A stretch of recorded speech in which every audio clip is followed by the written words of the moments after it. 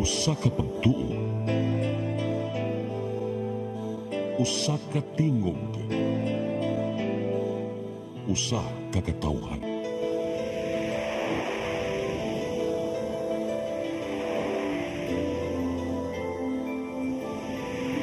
Cebu Catholic Television Network.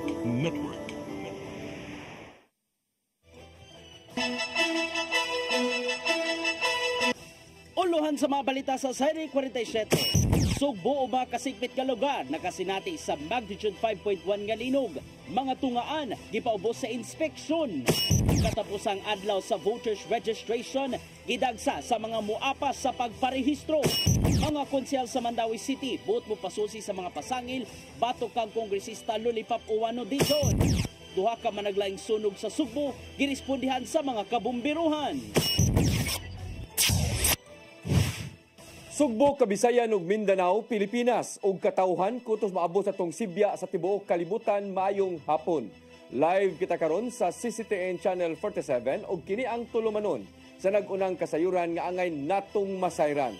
Sa nga ni Attorney Danica Caballes, ako si Dennis Tabar ug kini ang Sayre 47.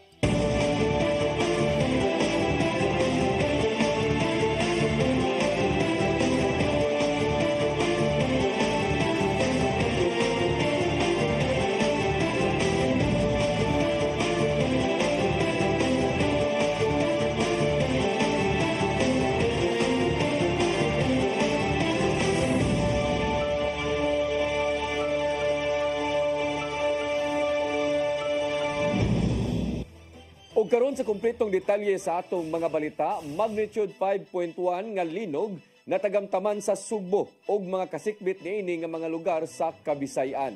Hinundan nga way face-to-face nga classes karong adlaw sa tulo ka mga LGU sa Sugbo aron pagsusi sa kahimtang sa mga classrooms. Ang kasayuran ihatod ni Gian Navarro. Miigo ang magnitude 5.1 nga linog sa Sugbo. Diin, ningmutang ang epicenter nini sa lungsod sa Poro, lalawigan sa Sugbo, alas 2:53 kagahapon sa hapon. Matod sa PHOX, nasinati among lungsod og intensity 4. Lakip na ang dakbayan sa Talisay og pipila ka mga dapit sa Bohol ug Leyte. Nasinati among pag-uyog sa mga lugar sa Central ug Eastern Visayas. Tungod nini daling nipahigayon og damage assessment ang Poro Municipal Disaster Risk Reduction and Management Office sa tibok lungsod. Wala ra hinuon mga natalang pagguba gikan sa mong lugar. Samtang gitaho sa Cebu PDRRMO nga walay mga dakong pagguba sa pipila ka mga lungsod human sa kusog nga linog. Tuod nini walay face-to-face classes ang pipila ka bahin sa Metro Cebu human gisuspenso aron susiyon ang kahimtang sa mga school buildings. Nimando ang Department of Education Cebu City Division sa mga tungaan nga ipatuman ng modular learning sa mga tinun-an aron makapahigayon og inspection sa mga classrooms. Susama usab ang gimong lakang sa dakbayan sa Lapu-Lapu human ni paibaw si Mayor Ahong Tran sa pagsuspenso sa klase karong adlaw. Gisundan kini sa laing anunsyo gikan ni Cordova Mayor Cesar Didoy Suwan pagkalabay sa pipila ka gutlo. Atagan usab nila og lugway ang pag-assess kung ligon pa ba ang mga classroom suman giigo sa kusog linog ang Sugbo. Gian Navarro, CCTN News.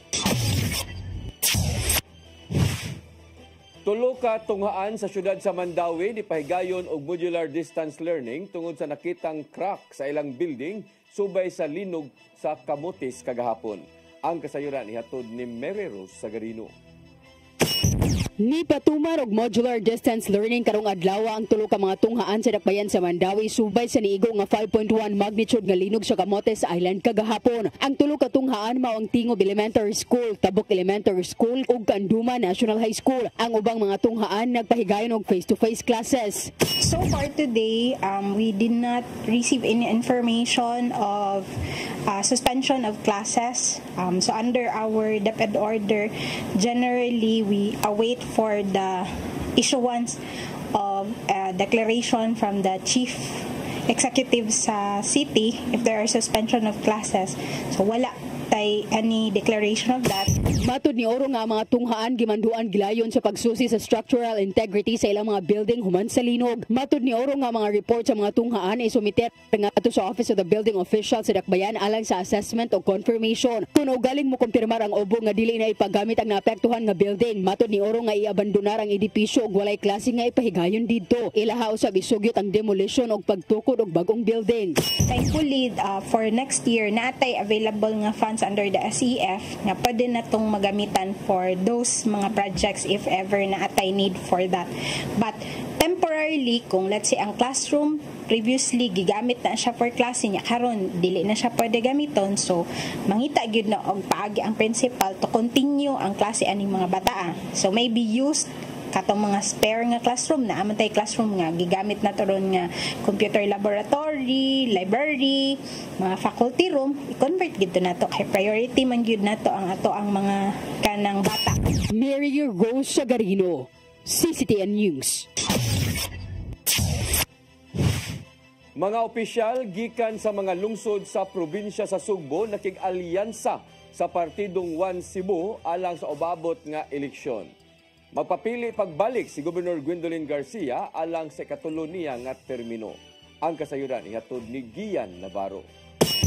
Nakahigayon si incumbent Governor Gwendolyn Garcia sa pagbisita sa Southern Cebu aron masiguro ang alyansa sa partidong One Cebu. Sa lungsod sa Buluon, nanumpa ang 190 ka mga opisyal gikan sa pagkamayor, vice-mayor, konsehal ug ingon man barangay ug SK officials aron magpasakop sa local party.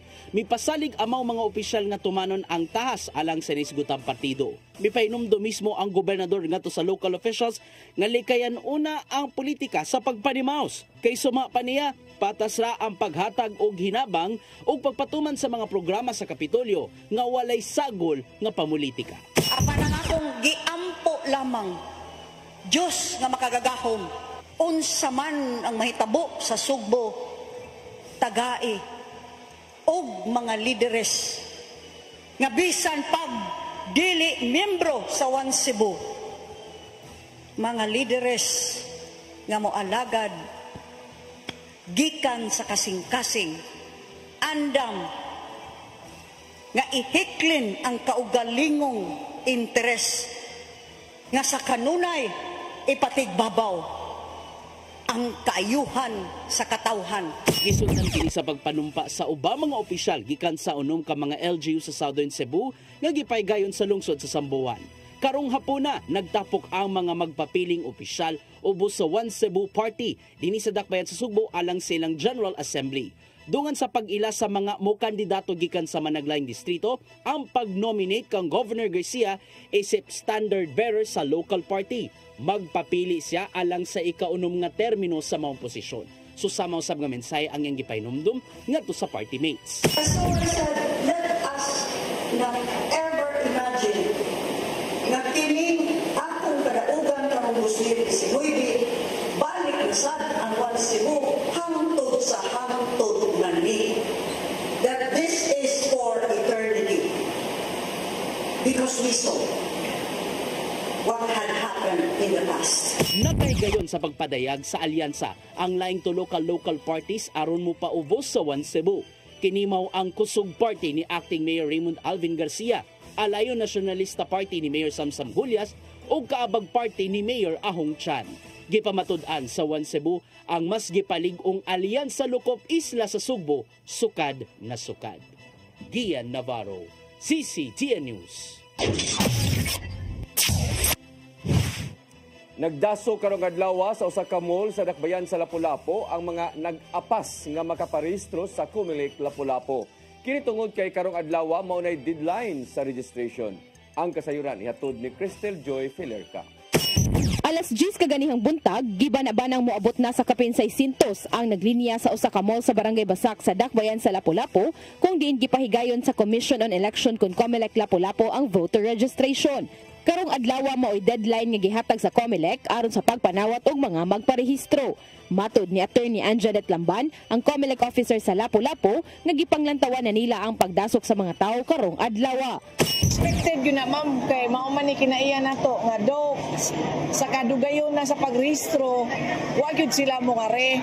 Kanaan yun yung mga tao Pilipino nga ari gud sila sa last day. Usa sa mga naglinya mao ang 30 anyos nga si Jigger Katian, gikan sa barangay Basak, kinsa ni absent na lang sa iyang trabaho aron lang makaparehistro. Kay transfer man ko, wako'y time pa register tong niagi. I mean, wako'y time pa register tong niagi kay trabaho ko. Taliwala sa kataas sa pila, ang COMELEC officer nagkanayon nga hapsay ra hinuon ang pagpahigayon ni ini ug anaaray mga kapulisan nga nitabang sa pagmentenar sa kahapsay sa registration. Gibutyag usab ni Attorney Lamban nga sa maong gidaghanon, hapit na silang mag-cut off tungod kay kung ugaling molapas na og 1,000, tanaw niyang maglisod na sila og akomodar ni ini. Ang COMELEC lapo-lapo mo dawat lang og registration hangtod alas 5 sa hapon ug sigon pa ni Attorney Lamban nga kutob lang sa maabdan sa oras ang ilang dawaton. Ako lang apilar sa mga tao na kutob ra gyud sa among mahimo at 5 o'clock, so kung di na mo makator ang uban, pasensya na kay deadline is deadline. Crystal Joy Filerca, CCTN News. Gitinguhan ni 3rd District Representative Pablo Jan Garcia ang usa na lang ka ID ang gikinahanglan sa tanan nga mga pampubliko o pribadong transaksyon. Kini pinaagi sa House Bill 10973 nga iyang gisangat sa Kongreso. Sa gayon nga maprobahan ang balaod nun, usa na lang gikan sa 19 ka mga matang sa mga government-issued ID ang ikinahanglan nga ipakita sa matag transaksyon sa buhatan. Mato ni Garcia nga igo lang ang usa ka valid ID aron mabatud-an ang identity, ilabi na nga ang gipuy-an sa usa ka tawo. Kung magdumili ang bisan unsang opisina, multahan kini hangtod sa 500,000 pesos samtang silutan o 3 ka tuig nga pagkapriso o multa hangtod sa 3 milyones ka pesos ang kinsa man nga mogamit og peking ID alang sa mga kadudahang transaksyon.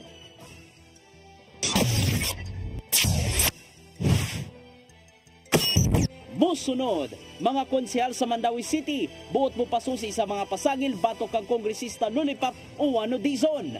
Kanuguban pa mga balita sa magbalik sa Sairi 47.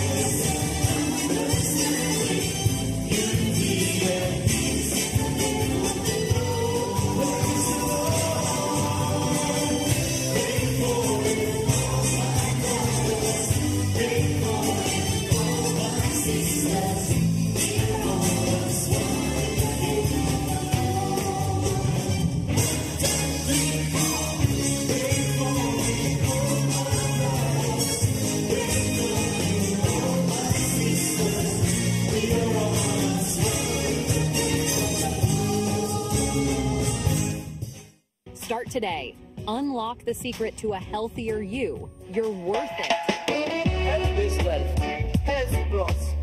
CC Flow and Health Lift Plus. Health is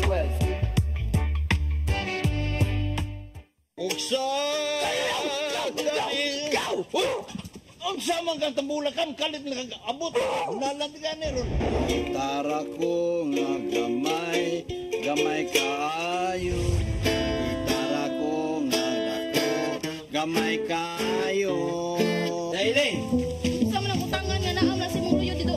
Upa manggod siya inaw ikatubang nimo Dailing kay. Taro mo? Nganong imong kung iapel ni Dailing ha? Wa man koy labot. Kini panil nga, kini.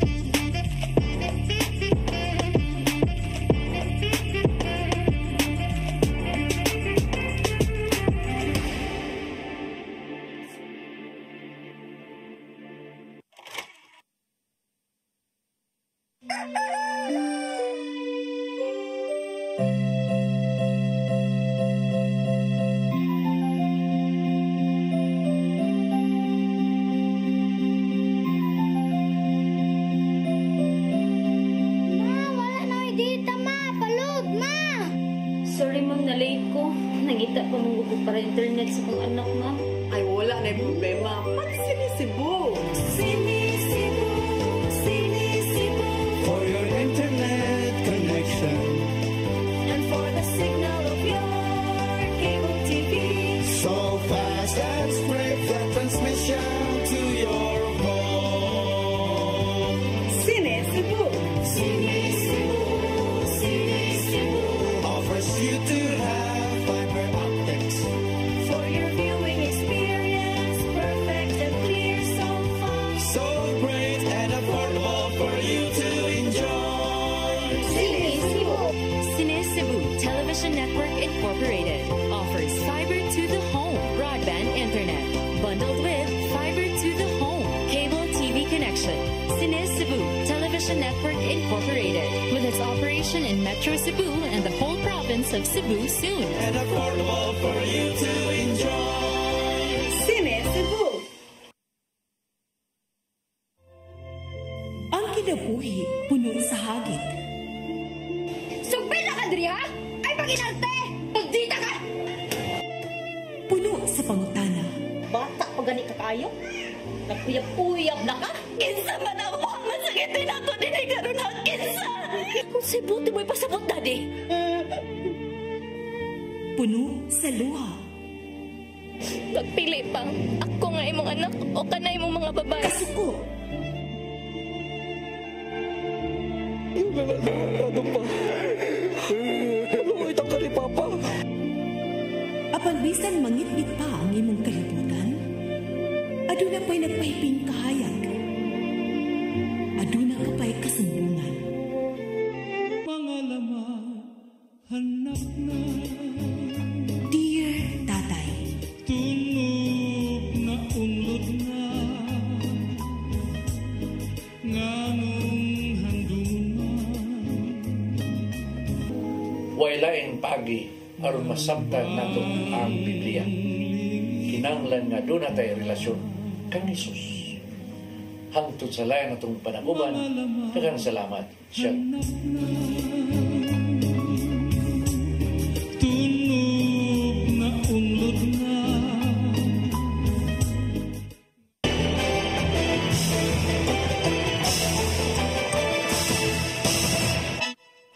Balik sa ato mga balita, mga konsehal sa Dakbayan sa Mandawi ni sugyot sa pagpaimbestigar sa pasangil batok kang Congresswoman Emery Uwano Dizon.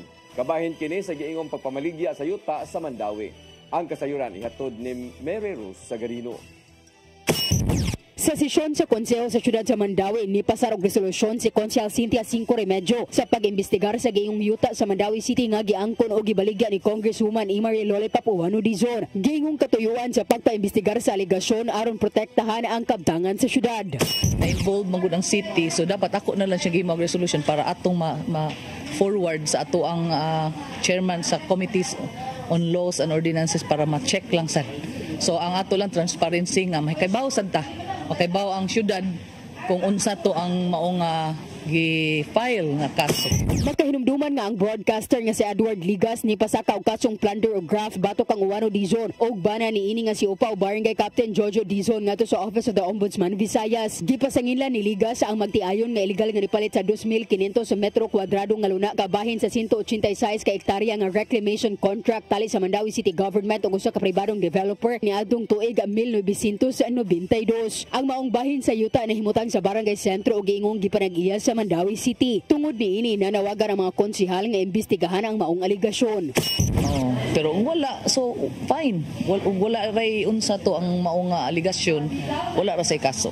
Ang maong resolusyon gisuportahan sa mayoriya sa konseho nga mga kaalyado sa administrasyon. Sa unang pamahayag ni Uwano Dizon, iyang giinsister nga legal ang transaksyon. Matud sa kongresista nga usa pa siya ka private citizen dihang gihimo ang pagpalit kapin 30 ka tuig na ang ninglabay. Nipadayag siya og pagsalig nga ang mga kaso isalikway sa higayon nga makapresentar siya sa iyang habig.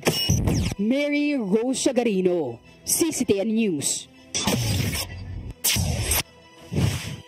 Giablihan karong adlaw ang 911 Emergency Command Center nga nahimutang sa Cebu City Hall. Gipanguluhan ni Acting Mayor Raymond Alvin Garcia ang pag-abli sa mong state-of-the-art nga command center. Kini aron mas advance ang pagsubay sa kahimtang sa gawas nga bahin. Ingon man dali nga pagtubag kung adunay dinalian nga tabang. Suma pa ni Garcia nga gituyo ang maong Emergency Command Center aron mas sulbad ang bisan unsa nga mga suliran panahon sa krisis. Kabahin lang sa ang maong nga buhatan sa mga nahimo nga pagpaningkamot ubos sa kasamtangang liderato nga mao ang paglikay sa kadaot nga da sa mga katalagman.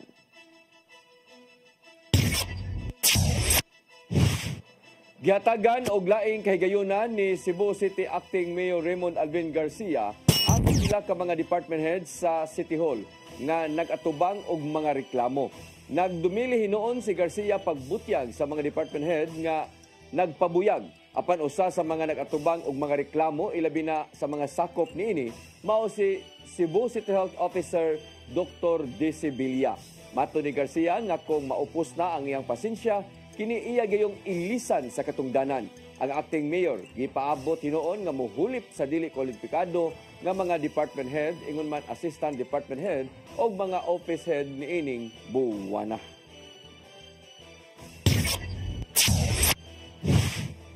Ni pahigayon ang Mandawi City o ga-kick-off sa celebration sa Pink October o Breast Cancer Awareness Month at tubangan sa Mandawi City Hall kaganinang buntag.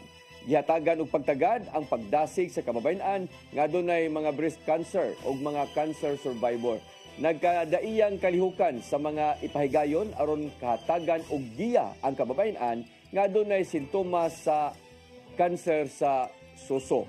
Ang kalihukan maglakip sa libreng konsultasyon matag Huwebes, Biyernes ug Sabado, ingon man Zumba matag Biyernes.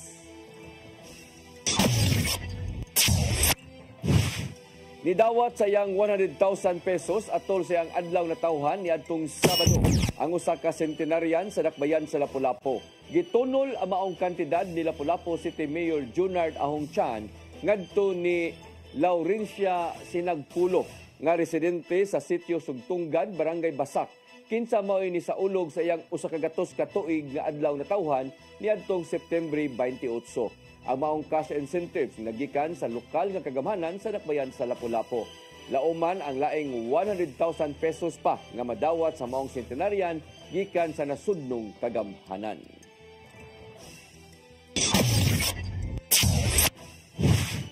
Medical clinic nga nagtanyag og medical ozone therapy nagsaulog sa unang tuig sa ilang operasyon dinhi sa Sugbo. Ang kasayuran ihatod ni Gian Navarro.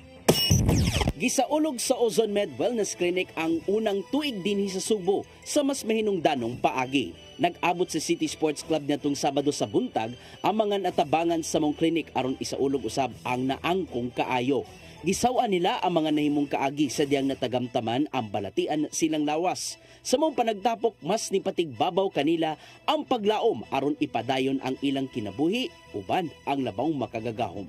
Sumapa sa ilang medical director nga si Dr. Rosario Barales nga daghana ang natabangan sa Ozone Med, pinaagi si ilang linahing treatment sulod lang sa katuig. Natagamtaman matud pa ang epekto sa medical ozone therapy sa tinguhang mumaayo na silang gibating sakit. Mas maganda maraming impormasyon na natatanggap ang ating pasyente to stay healthy and well, and at the same time ang mga cancer patient to get out of their situation and makarecover fast and have a quality of life, talagang quality of life. Sa ikaduhang tuig sa ilang operasyon dinhi sa Subo, lauman sa mga kliyente ang dugang pang serbisyo nga mahimong mapahimuslan.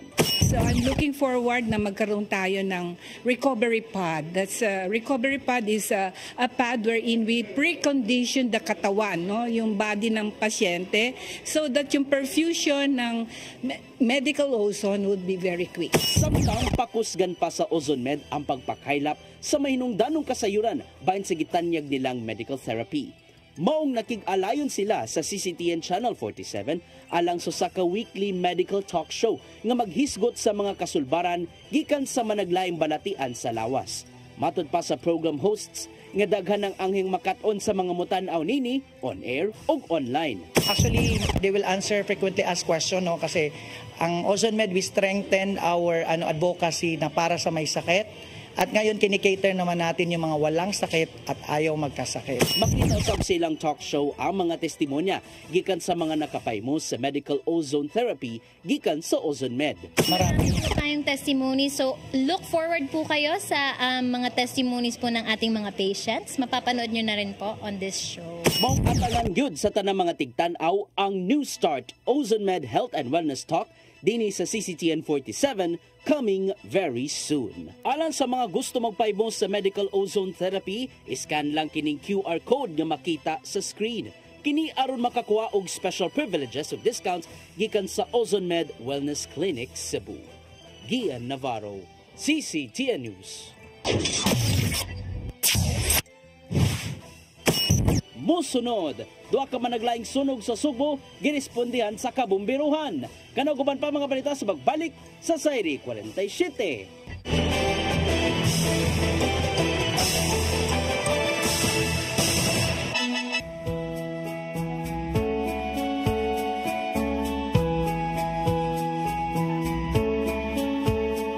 You're giving your all in His glory, touching each heart and soul by spreading His words and wonderful deeds that send forth His kingdom. It's love that you feel, that you care for all who have gone astray. You show them the way that leads to His full of life in action. It's love in action, true love, faith in action.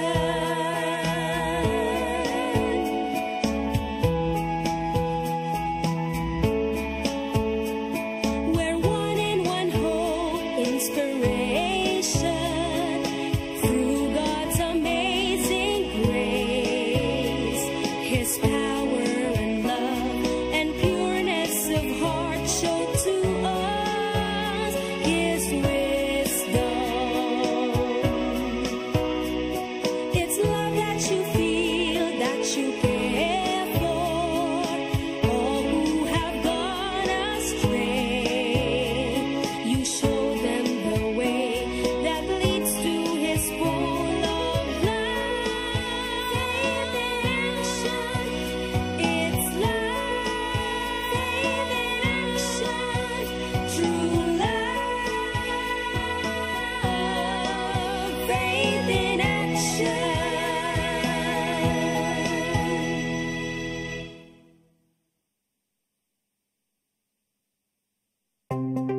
Discover the beauty of the Philippines.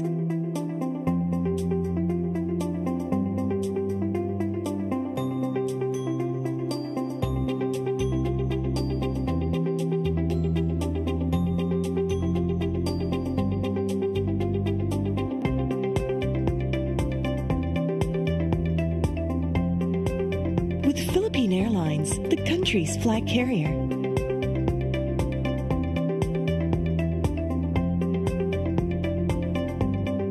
The airline that lets you feel the warmth of the nation.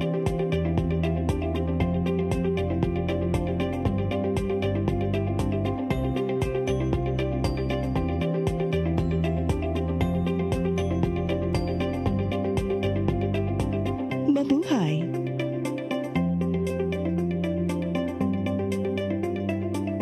Start today. Unlock the secret to a healthier you. You're worth it. Health is wealth. Health Plus. City Flow. Health Lift Plus. Health is wealth. Uksa! Unsa man kang tambulakan kalit na abot. Nalandigan ron. Gitara ko nga gamay, gamay kaayo. Gitara ko nga dako, gamay kaayo. Dailing! Sa man ang utangan nga naam na si mong luyo dito. Pamanggod siya na ikatubang ni mo Dailing kay... Tarong mo? Nganong imam kong i-apel ni Dailing ha? Huwag man ko'y labot. Kini panil nga! Kini!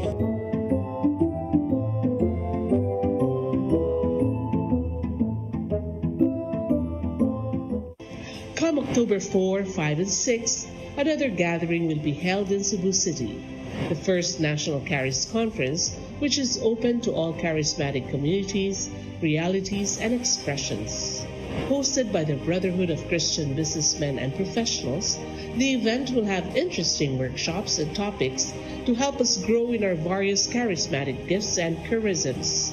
Watch out for more details about this event from our host BCBP in the coming days. Meantime, let's be ready to join these gatherings and pray for the outpouring of the current of grace in the Philippines.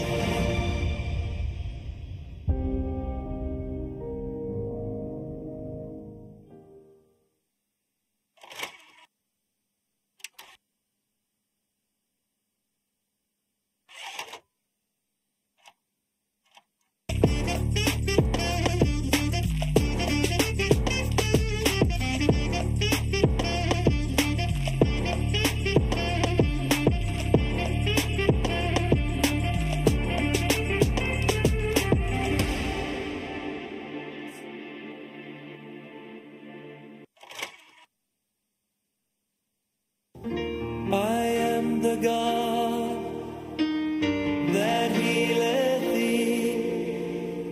I am the Lord, your healer. I sent my word and healed your disease. I am the Lord, your healer.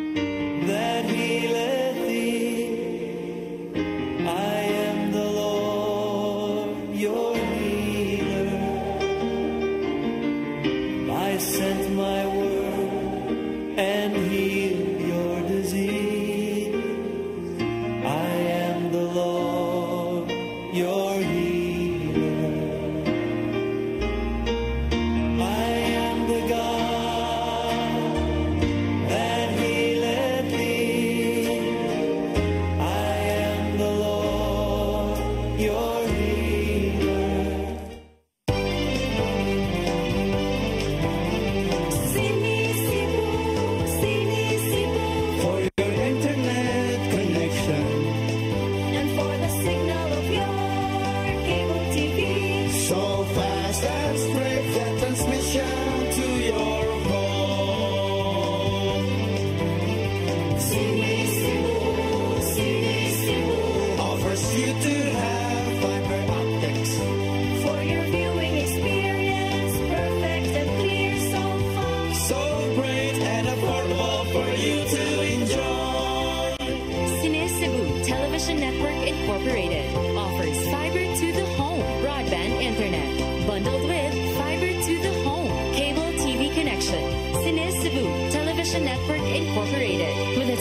television in Metro Cebu and the whole province of Cebu soon. For your internet connection And for the signal of your cable TV. so fast and straight the transmission to your home. Sini Cebu Offers you to have fiber optics. for your viewing experience, perfect and clear so far. So great and affordable for you to enjoy.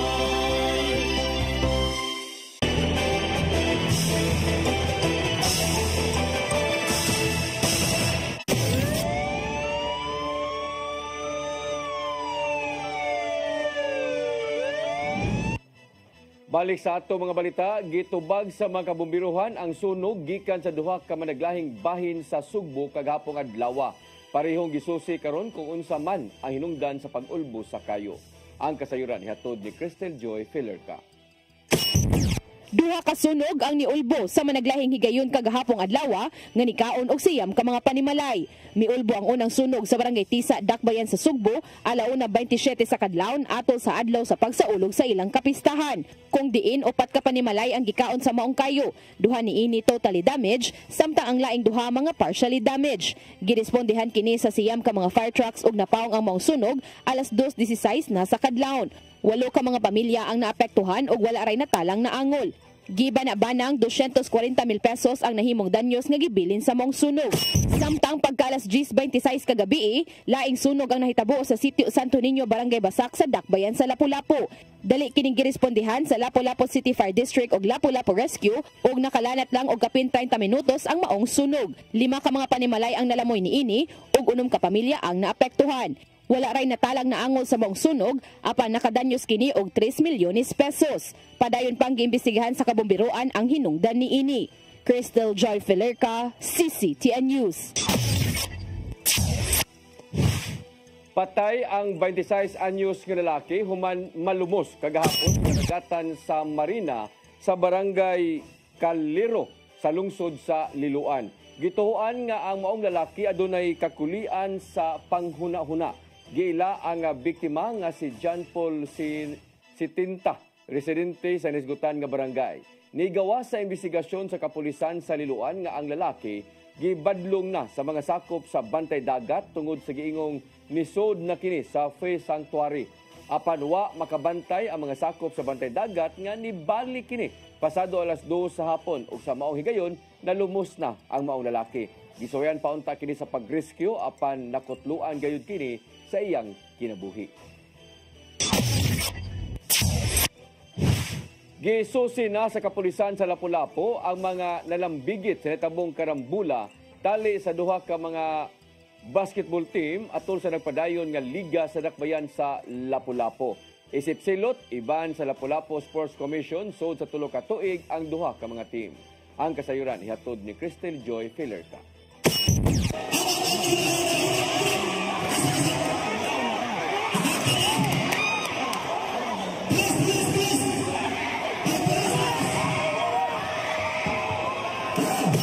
Makita sa mong video nga nikatap sa social media ang panagrambol sa mga players sa duha ka basketball teams nga niduwa kagabi sa gipahigayong liga sa Dakbayan sa Lapu-Lapu subay sa nagsingabot nga kapistahan sa Dakbayan. Kung diin, ubay-ubay ang mga nalambigit ug uban kanila dili mga players. Matud ni Vince Dominic Carungay, ang Lapu-Lapu Sports Commissioner, nga nagpadayon pa ang ilang elimination round kagabi. Ang maong duwa tali sa Ambers ug FMH mga ikaupat sa 5 kaduwa nga nakaschedule kagahapong adlaw. Sigun pa niya nga pasado alas 9 sa dihang hapit na mahuman ang third quarter. Nagkainitay na ang mga players tungod sa sikit nga scores ug aduna nay mga pisikalay nga nahitab. Matud pa niyang nilanat og 1 ka minuto ug 30 segundos ang maong panagrambol.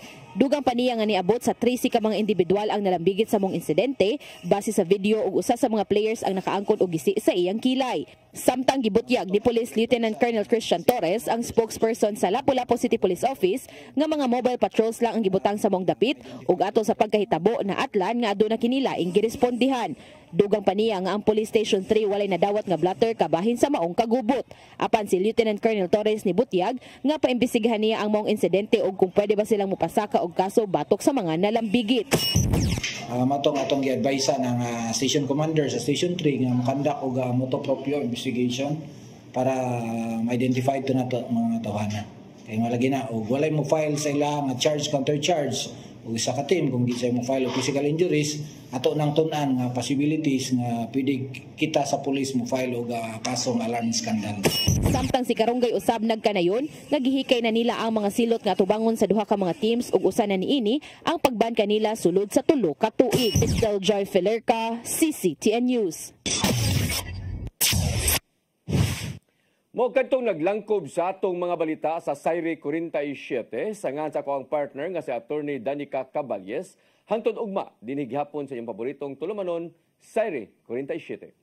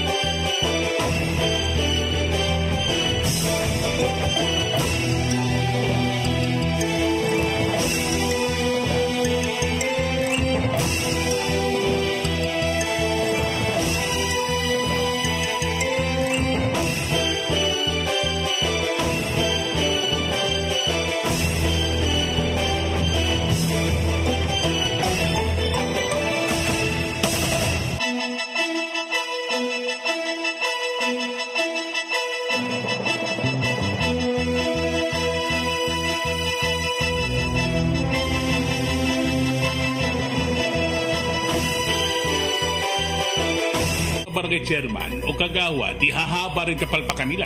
Kung may matitino, mapuputo talaga yung katinoan. Lumalang.